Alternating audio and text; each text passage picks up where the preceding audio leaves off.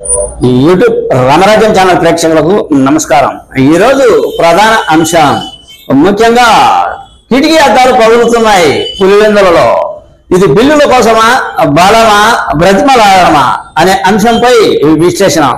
ఈ విశ్లేషణ మీరు చూసే ముందుగా మీరు నా ఛానల్ లైక్ చేయండి, షేర్ చేయండి, ఆ తర్వాత సబ్స్క్రైబ్ చేయండి। మీరు నా ఛానల్ లైక్ చేసి షేర్ చేసి సబ్స్క్రైబ్ చేయడంతో పాటు ఇదే వీడియో 10 నుంచి 20 మందికి పంపిస్తే మీరు ఇంకా చాలా మంది చూసేందుకు అవకాశం కల్పించినట్లు ఉంటుంది। ఇక అసలు విషయానికి వద్దాం। ప్రస్తుత పరిస్థితుల్లో పులివెందులలో ఏం జరుగుతుంది అంటే జగన్మోహన్ రెడ్డి పులివెందులకు వస్తే కిటికీ అద్దాలు పగలాల్సిందే। ఇది రెండవసారి కిటికీ అద్దాలు పగలడం। ఎందుకు పగులుతున్నాయో, అసలు వాళ్ళ ఆక్రోశం ఏమిటి, కార్యకర్తల తోపులాట ఏమిటి, కార్యకర్తల్లో మనోధైర్యం కోల్పోయారా, అసలు వాళ్ళ ఆక్రోశం ఏమిటి, వాళ్ళ ఆవేశం ఏమిటి అనేది జగన్మోహన్ రెడ్డి గమనించినట్లు లేదు అనుకుంటా। ఎందుకు అంటే గతంలో కూడా ఈయన పులివెందులకు వచ్చినప్పుడు, క్యాంపు కార్యాలయానికి వచ్చినప్పుడు ఆ క్యాంపు కార్యాలయంలో తోపులాట జరిగింది। ఆ తోపులాటలో మొత్తం కార్యకర్తలు ఆ తోపులాటను దృష్టిలో ఉంచుకొని మొత్తం కిటికీ అద్దాలను పగలగొట్టారు। అప్పట్లో అది ఆక్రోశమో, అటు తర్వాత ఆవేశమో, అటు తర్వాత వాళ్ళ ధైర్యం ఏమిటో అర్థం కాని పరిస్థితి। ఎటు తిరిగి జగన్మోహన్ రెడ్డిని కాల్చాలని ఆత్రమో అర్థమే కాని పరిస్థితి। ఈ విధంగా గతంలో కూడా కిటికీ అద్దాలు పగిలాయి, అప్పుడు కూడా పోలీసులు ఉన్నారు। కానీ ఏం చేస్తారు, రద్దీ ఎక్కువైతే, కార్యకర్తల ఆక్రోశం ఎక్కువైతే ఎవరు ఏమి చేయలేరు। ఇది మొదటి పొరపాటు దృష్టిలో ఉంచుకొని రెండవసారి ప్రజా దర్బారు ఏర్పాటు చేశారు జగన్మోహన్ రెడ్డి। కానీ మొదటి కిటికీ అద్దాలు పగిలినప్పుడే రెండవసారి కూడా ఆ విషయాన్ని దృష్టిలో పెట్టుకొని తగిన జాగ్రత్త వహించాలి కదా। ప్రజా దర్బారు అన్నారు, మొత్తం సోషల్ మీడియాలో అన్ని దినపత్రికల్లో ఈ ప్రకటన వచ్చింది। ప్రజా దర్బార్ పెడుతున్నాడు జగన్మోహన్ రెడ్డి అని క్యాంపు కార్యాలయం వద్ద ఆ పద్ధతి ప్రకారం మొత్తం అంతా కూడా వచ్చారు। ఎక్కడ నుంచి, రాయలసీమ జిల్లాల పలు జిల్లాల నుంచి వచ్చారు అంట। అసలు ప్రజా దర్బార్ అనేది పులివెందుల ప్రజల కోసమా, మొత్తం రాయలసీమ జిల్లాల కోసమా అనేది వివరణ లేదు। ప్రజా దర్బారు జరుగుతుంది, క్రిస్మస్ పండుగకు వచ్చాడు జగన్మోహన్ రెడ్డి, పండుగ వాతావరణం అయిపోయింది, ప్రార్థనలు అయిపోయాయి, ప్రజా దర్బార్ కార్యక్రమం జరిగింది క్యాంపు కార్యాలయంలో। ఆ ప్రజా దర్బార్ కార్యక్రమం కేవలం పులివెందుల ప్రజానీకానికేనా, మొత్తం రాయలసీమ జిల్లాలో ఉండే వాళ్ళందరికీనా? ఒకవేళ పులివెందుల ప్రజానీకం అయితే పులివెందుల ప్రజానీకమే ఈ ప్రజా దర్బార్లో పాల్గొనాలి। తండాలుగా ఎందుకు వచ్చారు అనే విషయాన్ని పక్కన పెడితే ఇది వైకాపా నేతల, వైకాపా నాయకుల అశ్రద్ధ అనుకోవచ్చా? ఎందుకు అంటే ప్రజా దర్బార్ పులివెందులలో పెట్టినప్పుడు పులివెందుల ప్రాంతీయులు రావాలి, అంత తోపులాట ఉండదేమో అని నేను అనుకుంటున్నా।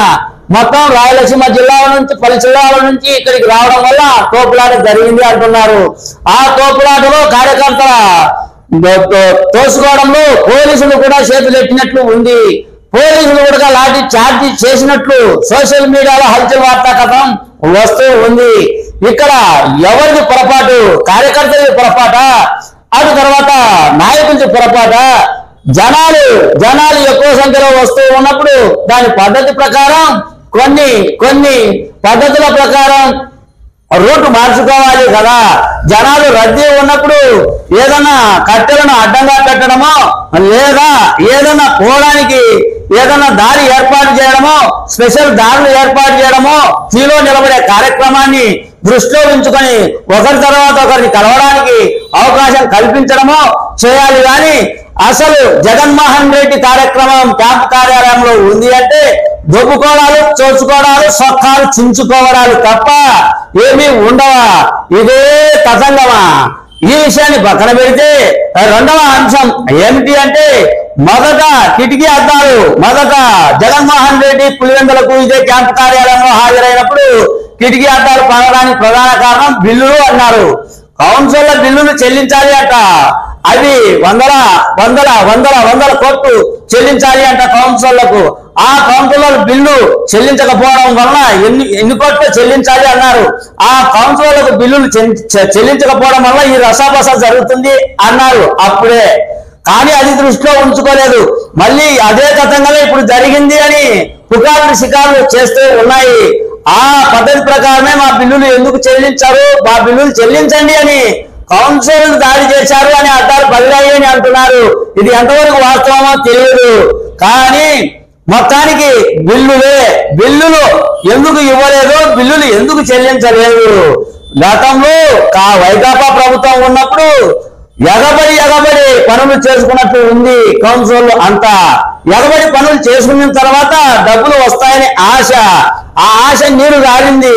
ఆ ఆశ నీరు కారడంతో, ఆ నీరు కారణ ఆదేశంతో వీళ్ళు ఆ బిల్లులు కావాలి అని జగన్మోహన్ రెడ్డిని అడగడానికి వెళ్ళినట్టు ఉంది. మొదట కిటికీ అద్దాలు పగడానికి ఇదే కారణం అంటున్నారు. రెండవసారి కిటికీ అద్దాలు పగడానికి ఇదే కారణం అంటున్నారు. తర్వాత ప్రజా దర్బారు అంటే కేవలం పులివెందుల ప్రజా దర్బారు మొత్తం రాయలసీమ జిల్లాలో ఉండే ప్రజా దర్బారు కార్యకర్తలక అనేది సుస్పష్టంగా వివరణ ఇవ్వలేదు. కేవలం ప్రజా దర్బార్ జగన్ కాంగ్రెస్ వైకాపా క్యాంపు కార్యాలయంలో. ఈ విషయం ఎవరు తప్పు చేస్తున్నారు? వైకాపా నాయకులు తప్పు చేస్తున్నారా? జగన్ కు అవగాహన లేదా? జగన్ కు సరే, ఆయన మాజీ ముఖ్యమంత్రి, ఆయన పెద్ద బిజీ క్రింది స్థాయి పులివెందుల్లో ఉండే నాయకులకు తెలుసా తెలియదా?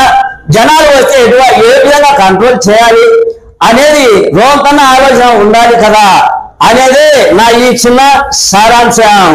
మీ సీనియర్ జర్నలిస్ట్ దేరంగ కృష్ణయ్య. నమస్తే.